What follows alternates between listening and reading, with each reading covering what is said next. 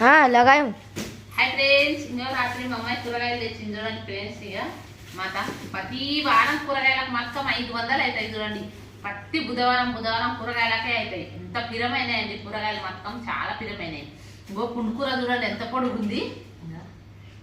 ఇంత పెద్దగా ఉంది చెట్టు మాత్రం ఇక కొంచెం తెంపి కదా పాలకూర గిట్ట తెచ్చిందండి ఇక రాత్రి ఫ్రిడ్జ్లో పెట్టలేదు ఖరాబ్ అయిపోయింది కొంచెం ఖరాబ్ అయిపోయింది మొత్తం ఖరాబ్ అయిపోయింది సగంలో సగం ఇప్పుడు వాడేది వేస్ట్ ఇవేమో మసాలాలు ధనియాల పొడి పాపడాలు ఇగో ధనియాల పొడి ఇంకా ఇవి పాపడాలు చెప్పాలి ఇప్పుడు ఈ పాపడాలు ఇంకా జీలకర్ర ఆవాలు అన్నీ తీసుకొచ్చింది కూరగాయలు ఇంకా ఉల్లిగడ్డలు 50కి 3 కిలోలు అంట ఉల్లిగడ్డలు కూడా తెచ్చింది జర సస్తాయినాయి 50కి 3 కిలోలు ఉల్లిగడ్డ ఇక్కడ వంకాయలు ఆలుగడ్డలు పచ్చి బఠానీలు ఇవన్నీ కూరగాయలు ముందాలు వేసుకున్నా నేను పుండుకూర తెంపుతున్నా